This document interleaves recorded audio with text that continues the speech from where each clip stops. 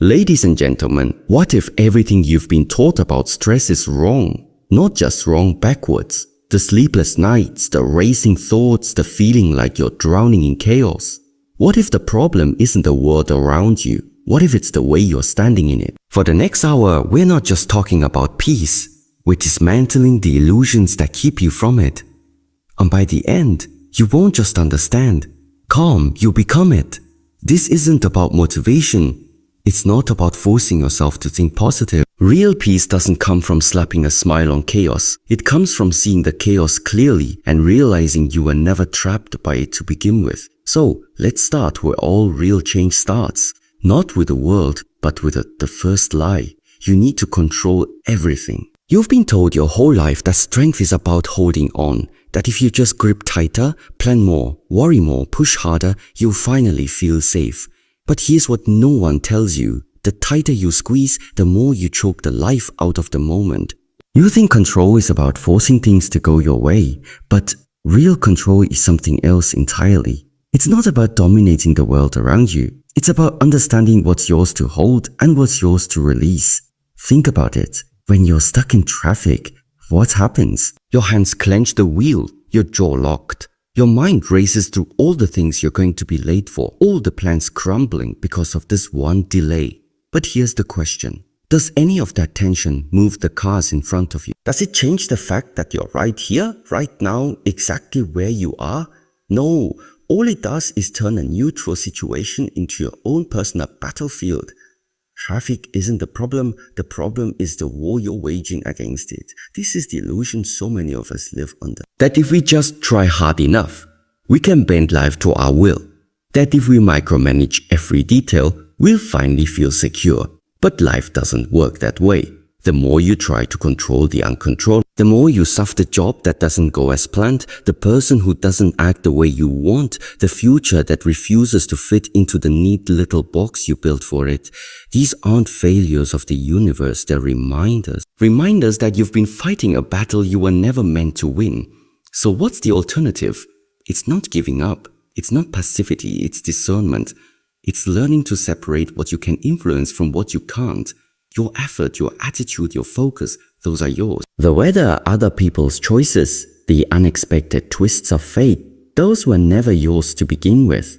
The moment you stop pouring energy into things you can't change, you start seeing how much power you actually have. Not over the world, but over yourself. This is where real peace begins. Not in controlling every external thing, but in mastering your internal world. Because when you stop trying to force life into submission, you start noticing something strange.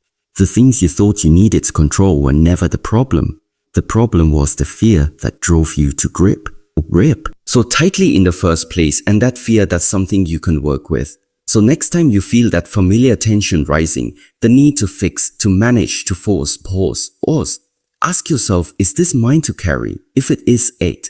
If it isn't, let it pass, because the truth is simple. You were never meant to hold the weight of the world. Only your own, and that's enough. The mirror of reactions. Your anger isn't about the person who cut you off in traffic. Your frustration isn't about the slow internet. These moments aren't just inconveniences, they're mirrors. They show you with brutal honesty where you're still fragile. Every reaction you have is a signal, a quiet whisper saying, this is where you need to grow. Think about the last time someone said something that set you off. Maybe it was a careless comment, a dismissive tone, a look that felt like a challenge. In that moment, what happened? Your body tensed, your pulse quickened, your mind spun stories about disrespect, injustice, all the reasons they were wrong, and you were right. But here's the question, why did it land so hard? Why did that particular thing trigger you when someone else might have shrugged it off? That's where the mirror comes in. The outside world doesn't create your reactions, it reveals them. The things that bother you aren't random. They're pointing directly at the parts of you that are still tender, still unresolved. If you didn't care about being respected, rudeness wouldn't faze you. If you weren't attached to things going smoothly, delays wouldn't frustrate you. Your reactions are clues showing you exactly where your inner work lies. Most people miss this. They blame the external thing, the traffic, the person, the situation, and never look deep. But the truth is the external thing is just a trigger. The gunpowder was already inside you. That's why two people can face the same situation and react completely differently. It's not about what happened, it's about what you brought to what happened. So what do you do with this? For what do you do with this? You start paying attention not to change the world, but to understand yourself. The next time you feel that surge of irritation, that flash of anger, don't just react, pause. Ask yourself, why does this bother me so much? What does this say about what I'm holding on to? Maybe it's a need for control. Maybe it's an old wound that never fully healed. Maybe it's an expectation you didn't even realize you had.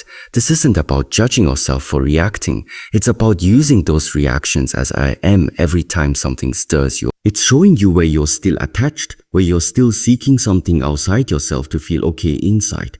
And once you see that, you have a choice. Keep blaming the world for poking your bruises or heal the bruises so nothing can poke them anymore. This is the work. Not avoiding triggers, but understanding them.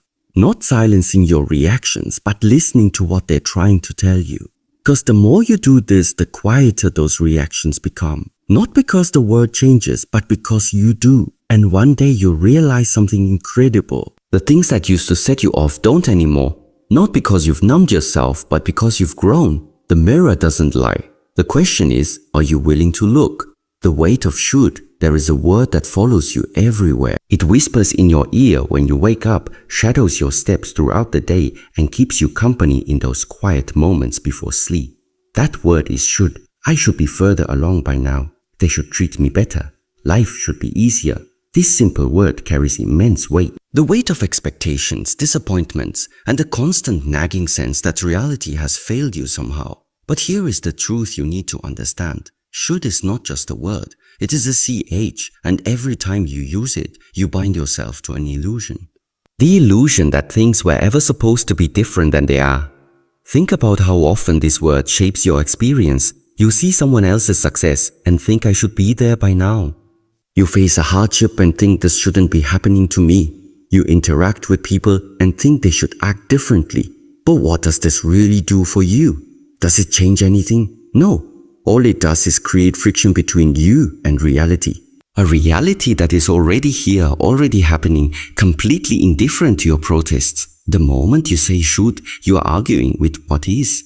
And that is a battle you will never win. The problem is not the circumstances themselves. The problem is the resistance you create by believing they should be something else. Imagine standing in the ocean fighting against the waves, screaming that they shouldn't be so strong. Does the ocean care? Does it change? No, the waves keep coming. The only thing that changes is your exhaustion. Now imagine instead that you stop fighting, you stop telling the waves how they should be, and you learn to move with them. Suddenly the struggle disappears. The waves are the same, but your relationship to them has transformed. This is the power of dropping should. It doesn't mean you give up or stop caring. It means you stop wasting energy on what cannot be changed and start working with what is. So how do you begin to release this work? First, notice it every time you hear yourself say or think should. Pause. Ask yourself, is this helping me or is it only making me suffer then? Try replacing it with something more honest instead of I should be further along. Try I am exactly where I am and that's okay. Instead of they should treat me, they should treat me. Better try I cannot control how they act, but I can control how I respond. This simple shift in language changes everything. It moves you from resistance to acceptance. Not passive acceptance, but clear intentional acceptance. The kind that allows you to see reality as it is and then decide how to move forward from there. There is a deep freedom in letting go of should. It is the freedom of no longer being at war with life, of no longer measuring yourself against impossible standard, of no longer feeling betrayed every time the world fails to meet your expectations. When you drop should, you stop seeing life as something that owes you anything, and you start seeing it as something to engage with, learn from, and move through with clarity. The wind blows where it will. You cannot change its direction, but you can always adjust your sails, the slow poison of comparison. You look at others and think, why not me? Their success, their relationships, their seemingly perfect lives. It all feels like proof that you are falling behind. But here is what you are missing. You are not seeing the reality. You are seeing a highlight reel, a carefully curated collection of moments designed to impress, not to reveal the TR. Meanwhile, you live with your own behind the scenes. the doubts, the struggles, the messy, unglamorous reality of being human. And in this unfair comparison, you poison yourself slowly day by day without even realizing it. Comparison does not just steal your joy, it distorts your perception. It makes you believe that everyone else has it figured out while you are the only one struggling. But this is never true. No life is free from hardship. No path is without its obstacles. The difference is not in what others experience, but in what they choose to social media conversations, even the way people carry themselves in public. These are performances. They are not lies, but they are not the full story either. And when you compare your unedited life to someone else's greatest hits, of course you will feel lack. But here is the deeper truth. Comparison is not just about others, it is about you. Every time you measure yourself against someone else, what you are really saying is, I am not enough as I am. You are using their life as proof of your own inadequacy.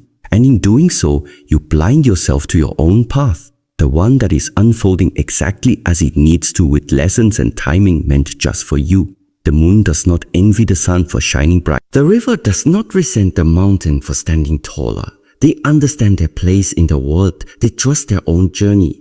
When will you, the antidote to comparison is not more achievement. It is not trying to outdo others or prove your worth. The antidote is rootedness. The unshakable knowing that your life is yours alone and no one else's past can dictate your value. Right now, without you even thinking about it, your body is breathing in, out, steady, consistent. You don't have to tell it to do this. It just does. And in that simple automatic rhythm, there is a profound truth. You're always anchored. No matter how chaotic life becomes, no matter how lost you feel, there is one thing that never leaves you, your breath. Think about the last time you were overwhelmed. Maybe your mind was racing, your heart pounding, your thoughts spiraling. In those moments, it feels like you're caught in a storm with no way out. But here's what you didn't realize. You were never the storm. You were the space around the storm. And the proof is in your breast. The moment you notice it, really notice it, something shifts. The thoughts don't disappear, but they lose their grip. The emotions don't vanish, but they stop controlling you. Because for that one instant, you're no longer lost in the chaos. You're observing it, and in that observation there is. This is why breath has been the foundation of practice for centuries. Not because it's complicated, but because it's always available. You don't need special equipment or perfect conditions. You don't need to wait until life settles down. Your breath is with you when you're stuck in traffic. When you're lying awake at night, when you're bracing for bad news, it's the most reliable tool you have precisely because it requires nothing from you except awareness. So, how do you use it? You don't have to force anything. You don't need long meditations or elaborate techniques. Start small. Just notice, feel the air moving in through your nose, filling your lungs, leaving again when your mind wanders, and it will gently bring it back. Not with frustration, but with patience, like guiding a child's attention back to something important. Do this for 3 breaths, 5. However many it takes to remember, you are not your thoughts. You are not your emotions. You are the awareness behind them. And that awareness is steady even when everything else feels unstable. There will be times when this feels too simple to work, when the weight of life makes breathing seem insignificant. But that's the point. You don't turn to your breath because it's powerful enough to fix everything. You turn to it because it reminds you that not everything needs fixing. Some things just need to be witnessed. Some storms just need to be ridden. And when you stop fighting, when you stop trying to control what's uncontrollable, you realize something astonishing. The anchor was never outside you. It was within you all along. Rising, falling, steady as the stories you swallow. There is a voice inside your head that narrates your life. It comments on everything you do, everything that happens to you. I'm not good enough. I don't deserve this. Things never work out for me. These statements feel like truths, like undeniable facts about who you are and how the world works. But here is what you must understand. They are not truths, they are stories.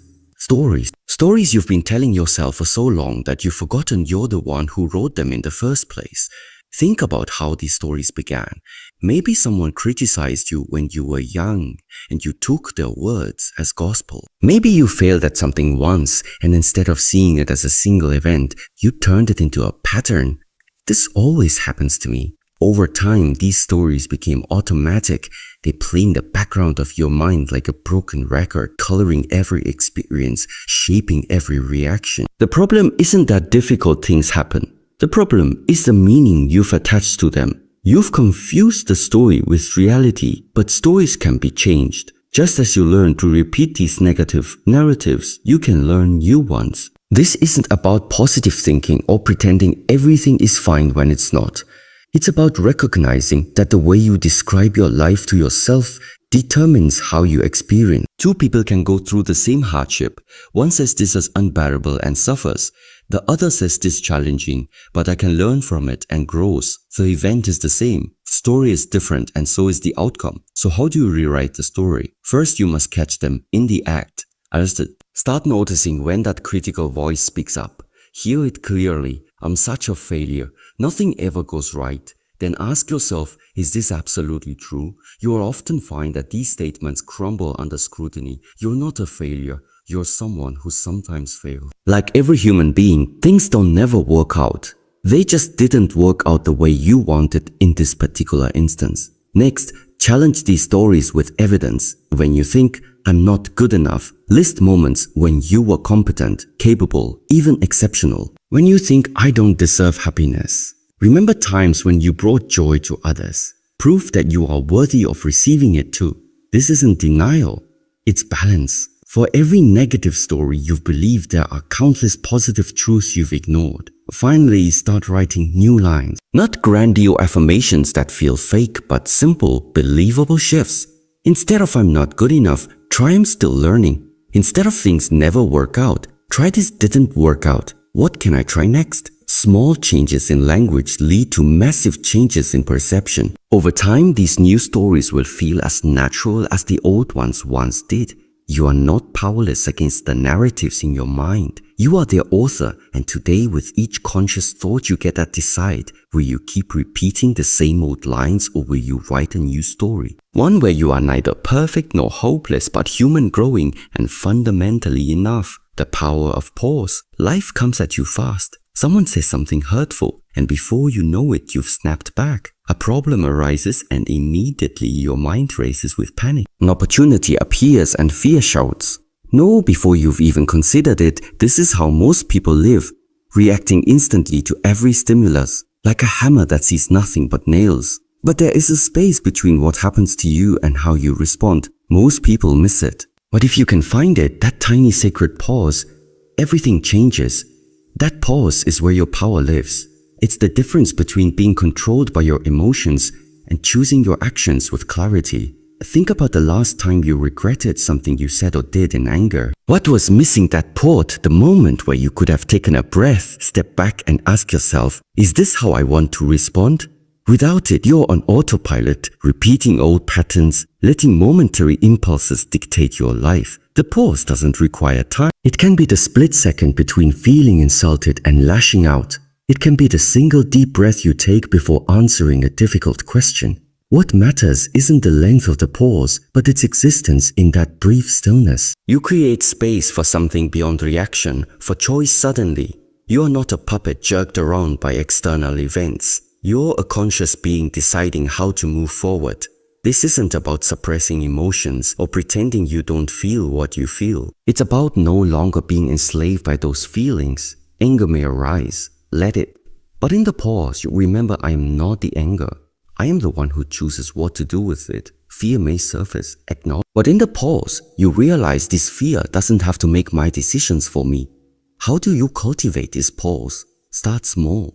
Begin with non-critical moments. When you're about to check your phone out of boredom, when you're reaching for that unnecessary snack, insert a single breath between impulse and action. Notice how it feels to interrupt the automatic cycle. Then gradually apply this to bigger things, heated conversations, stressful situations. At first, you forget more often than you remember.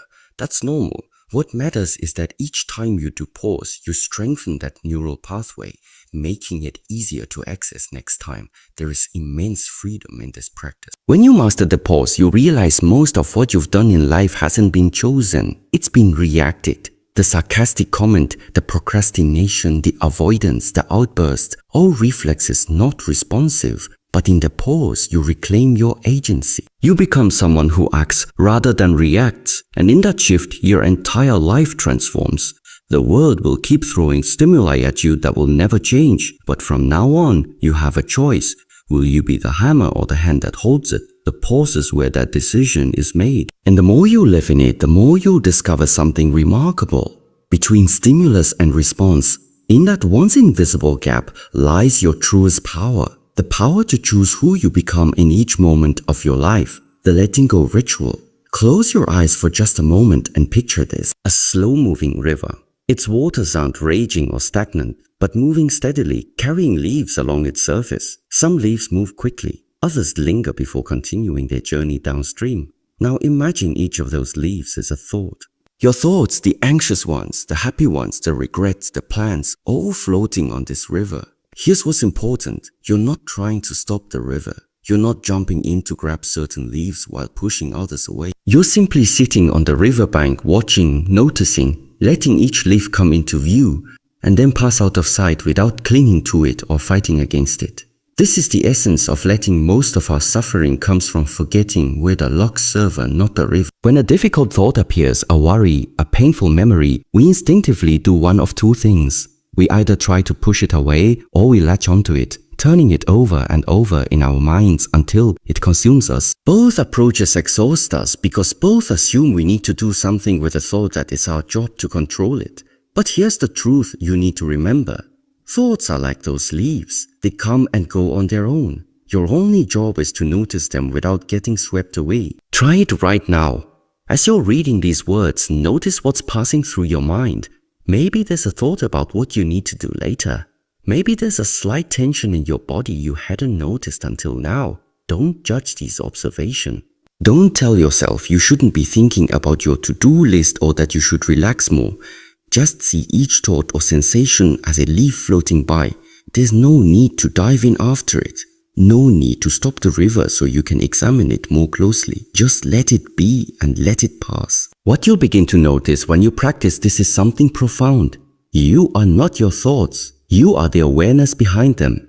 Thoughts arise, some pleasant, some painful, but they don't define you unless you grab onto them and refuse to let go. The leaf that says, "I'm not good enough," only has power if you pluck it from the river and carry it with you, left to float by.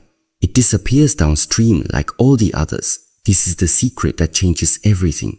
Suffering isn't in the thoughts themselves, but in our entanglement with them. Of course, this is easier said than done. Some thoughts feel sticky. The leaf labeled failure or not enough might circle in an eddy coming back into view again and again. When this happens, the practice isn't to force it away. That just gives it more energy. The practice is to keep returning to your seat on the riverbank. Each time you notice you've been pulled into the story of a thought, gently bring your attention back to observing. No scolding yourself for getting distracted. No drama about how hard it is. Just a quiet returning again and again to the position of witness. This isn't passivity. It's the highest form of empowerment. When you stop fighting your thoughts, you discover an incredible freedom. The freedom to choose which ones deserve your energy. Most don't. Most are just passing weather. Here one moment, gone the next. The ones that truly matter, the ones aligned with your deepest values will return. And when they do, you'll be able to engage with them clearly. Not because you're obsessing or worrying, but because you've created enough space to see them for what they are. Start small with this practice. 1 minute a day of simply watching your thoughts like leaves on a river. Then 5. You'll notice that the more you do this, the more natural it becomes to step back when life feels overwhelming. That argument with your partner leaves on the river. The anxiety about tomorrow's meeting. Another leaf. The joyful memory that makes you smile. Let it float by too. Nothing needs to be held onto forever. Nothing needs to be pushed away in fear. There will be days when the river feels wild. When the leaves come so fast and furious, it's hard to remember you're on the bank and not in the water. That's okay, that's part of the practice. Even remembering to observe the chaos for a single breath is progress. Even one moment of recognizing, I'm caught up in this thought is a small awakening. This is the gift of the letting go ritual. It returns you to yourself. Not the self tangled in endless thinking, but the self that exists before and beyond thought. The quiet awareness that was there when you were a child, that's there when you're fully immersed in the present moment. That will be there when all today's worries are distant memory. The river keeps flowing. The leaves keep coming and going. And you're the space that holds it all. The riverbank steady and unmoved. No matter what the waters carry away. The next time life feels overwhelming, remember, you don't have to stop the river. You don't have to collect every leaf. Just take your seat on the bank, breathe and watch. In that simple act, you'll find everything you've been searching for was already here. Not in the changing waters, but in the unchanging awareness that observes them all. The silent teacher, nature. Walk through any forest after a storm and you see the proof everywhere. Tall trees swaying, branches bending, some even broken, yet a forest. Not because the trees were rigid and unyielding, but precisely because they knew how to move with forces greater than themselves. This is nature's first lesson. Resistance creates fracture while flexibility creates endurance. The oak tree that refuses to bend will splinter in the hurricane. The bamboo that yields will weather winds that topple stouter plants. Your life is no different. The more you fight against what is, the more you exhaust yourself in battles that can't be won. The more you learn to adjust, to adapt, to flow, the more you discover an unshakable resilience that was inside you all along. Watch the ocean for just one tight cycle and you witness this truth in motion. The waves don't argue with the shore. The tides don't protest the moon's pull. There's no struggle, only seamless response. When the conditions call for retreat, the water recedes. When the time comes to advance, it flows forward again. And no hesitation, no resentment, just perfect, effortless harmony with forces beyond its control. This is what we've forgotten in our human striving. That peace isn't found in dominating our environment, but in learning its rhythms and moving with them. Your deadlines, your relationships, your unexpected challenges. These are your tides and winds. You can exhaust yourself fighting them. Or you can learn nature's way. Recognize what can't be changed and pour your energy into how you respond instead. Consider how effortlessly nature embraces cycles we resist. The tree doesn't cling to its leaves in autumn. Terrified of bare branches, the river doesn't mourn its frozen surface in winter, anxious about when it will flow freely again. Each understands in its own silent way that all phases are temporary, all states will pass. Yet, we humans torture ourselves, trying to freeze pleasant moments and place and rush through difficult ones. We treat life like something that should be permanently summer, then wonder why we feel so out of sync with reality. Nature teaches us otherwise. Winter's rest makes spring's bloom possible. The darkness is what gives meaning to light. The contraction creates space for new expansion. When you stop resisting life's natural cycles, when you stop pretending you should feel happy all the time, productive all the time, strong all the time, you begin to find peace in all seasons of your being. There's profound wisdom in how nature handles adversity. A stream encountering a rock doesn't stop flowing. It finds a way around. A plant blocked from sunlight doesn't wither in protest. It grows toward whatever light remains, neither takes the obstacle personally. Neither sees the challenge as proof of failure. Both simply adapt and continue without drama, without self-pity. This is perhaps nature's most healing lesson for our modern minds. Obstacles aren't interruptions of your path, they're part of the path. Your reaction to them determines whether they break you or strengthen you. The same wind that extinguishes a weak flame can make a strong fire blaze brighter. The question is never about what happens to you. It's about what happens within you in response. Most of our suffering comes from forgetting we're part of nature, not separate from it. We think our way through problems that require feeling. We force when we should yield. We hold tight when we should release. We resist change while everything around us demonstrates that change is the only constant. But when you sit quietly with nature, when you observe how the grass grows without strain, how the birds sing without rehearsal, how the seasons turn without persuasion, you begin to sense that same intelligence humming within you, that same capacity to grow toward your own light. Weather your own storms, to rise and fall with your own tides. This doesn't mean passive acceptance of everything. Nature isn't passive, it's responsive. The tree bends but doesn't uproot itself. The river flows around rocks but doesn't stop moving forward. The lesson isn't to stop acting, but to stop forcing, to stop exhausting yourself fighting what is and start working with it instead. Your emotions, your circumstances, even your limitations, these aren't enemies to conquer, but currents to navigate. When you approach them with nature's wisdom, not with resistance, but with intelligent adaptation, you discover a surprising truth. Most of what you thought were barriers were actually guides. Most of what you thought was working against you was actually shaping you into who you need to be. So next time you feel stuck, next time you're fighting against some immovable force in your life, step outside, watch how the trees move with the wind. Observe how water finds its way around obstacle. Notice how even in apparent stillness, the quiet of winter, the pause between waves, there's purposeful waiting, not anxious resistance. Then ask yourself, where am I pushing when I should be yielding? Where am I rigid when I should be flex? Where am I exhausting myself fighting tides? Instead of learning to swim with them, the answers won't come in words. They'll come as a feeling, a deep remembering of the wisdom you've always carried but forgot you knew, that same wisdom that guides roots toward water and birds toward hope. It's in you too, always has been. You just needed the silent teacher of nature to remind you. Now breathe, and like the tree in the wind, the grass under rain, the river meeting stone, let go of fight. Begin instead to flow not around your life, but through it. Not in spite of what comes, but in harmony with it. This is nature's way, and it can be yours. The final truth, you're already here. All your life, you've been searching for peace, for meaning, for something that would finally make you feel whole.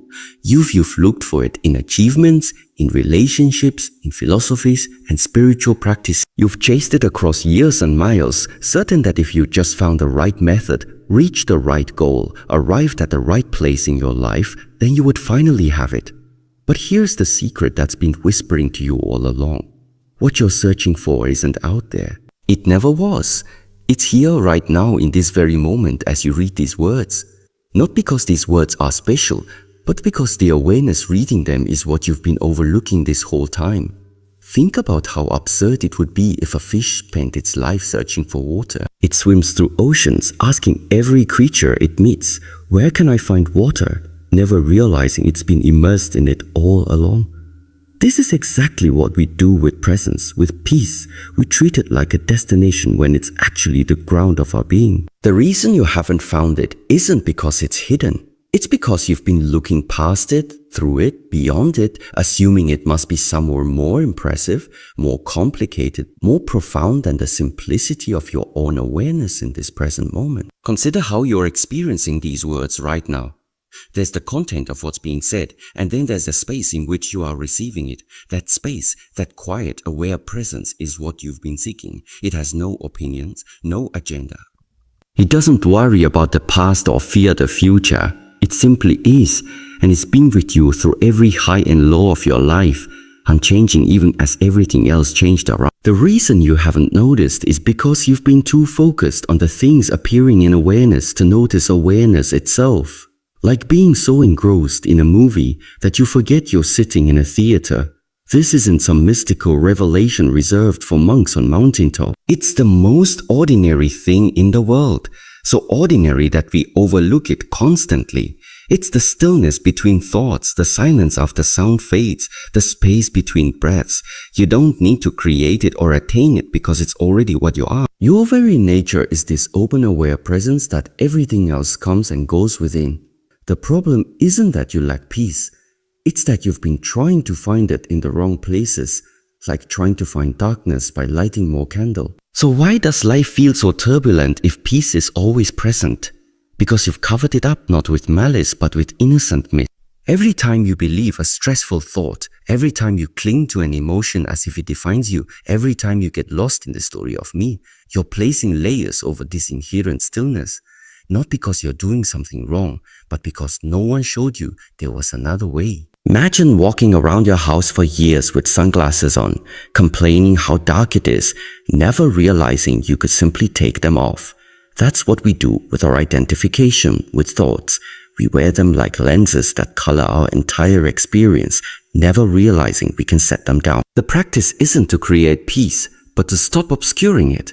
Each time you notice you're caught in worry, Each time you observe yourself lost in mental stories about how life should be, that noticing itself is the beginning of uncovering. You don't have to force the thoughts away. Just recognize that they are passing appearances in the vast space of your awareness like clouds crossing the sky. The sky doesn't try to change the clouds or get rid of them.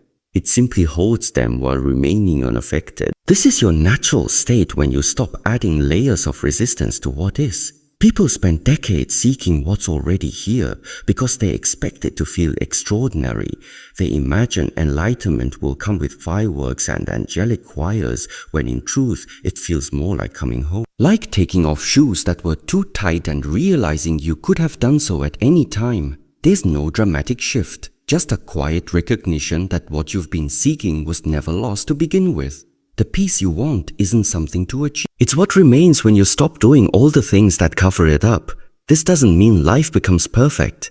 Challenges still come.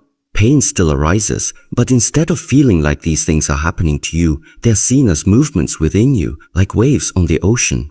The ocean isn't threatened by its waves, no matter how turbulent they become, because it knows itself to be that which holds. When you stop identifying exclusively with the waves of your experience, the thoughts, the emotions, the changing circumstances, and rest as the ocean of awareness itself, something remarkable happens. You can still feel the storms, but you're no longer at their mercy. Try it now for just this moment. Stop trying to get anywhere or achieve anything. Notice how your body feels where it makes contact with the chair or floor. Notice the sounds around you, not labeling them as good or bad, just letting them be. Notice the space these sensations appear in. That spacious allowing presence isn't something you need to create. It's what's already here when you stop filling it up with mental activity. This is the peace that passes understanding, not because it's complex, but because it's simpler than thought can grasp. The journey ends where it began, with the realization that there was never anywhere to go, that all paths ultimately lead back to this moment. This awareness, this simple being, that you are not a perfected version of yourself in some imagined future, but the aware presence reading these words right now. The work isn't to become someone else, it's to stop pretending you're not already. So breathe, let go of seeking just for now, just for this moment, and notice what's already here. Not as an experience to grasp, but as the very presence that does all grasping and letting go. This isn't the end of growth or discovery. It's the beginning of living from what's real, rather than what's imagined. The truth wasn't waiting for you at some distant finish line. It's been with you all along, the silent aware space in which every moment of your life has unfolded. You're not on your way home. You are home. You are home. You're not becoming present. You are present. And no matter how long you've overlooked this simple fact, the moment you recognize it is the moment everything changes. Not because the world changes, but because you finally stop missing what was never missing to begin. You are present, right now. Not in some distant future where everything is figured out, nor in the past that endlessly replays itself in your mind. You exist here in this breath, in this moment, and that is not a small thing. It's everything. Most of us go through life as if we are somewhere else. Our bodies move through space, but our attention is either consumed by memories or projections. We replay conversations, worry about outcomes, and chase some idea of completeness that always seems just out of reach. In doing so, we overlook the simplest truth: we are already here. This presence, your presence, is not something you need to earn. It is not a destination or a spiritual achievement. It's the basic fact of your being. And yet, how easy it is to miss. How often we seek outside ourselves what has never been absent. Like searching a house for the keys already in your hand. We hunt for meaning, peace and clarity while sitting in the very heart of it all. The shift happens not when your circumstances change, but when your awareness does. The moment you truly recognize that you are already here, that you always have been, a kind of quiet unfolds, a returning. It isn't dramatic, no fireworks, no booming voice from the sky. Just a soft, clear knowing, I am here, I am enough. This moment is enough. This realization doesn't erase pain, nor does it solve all your problems. Life still brings difficulty, confusion and change. But when you are present, even these challenges take on a different texture. You stop resisting them as intrusions and start meeting them as part of the unfolding. You begin to respond rather than react. Presence is not passive, it's not zoning out or detaching from the world. It's the opposite, a full alert engagement with what it allows you to taste your food, hear the undertones in someone's voice, feel the wind on your skin, and notice your own thoughts without being hijacked by them. It invites compassion, clarity, and a deep-rooted calm. The world doesn't change when you become present, not immediately. The traffic still jams, the bills still come, but your relationship to these things changes. They no longer define you.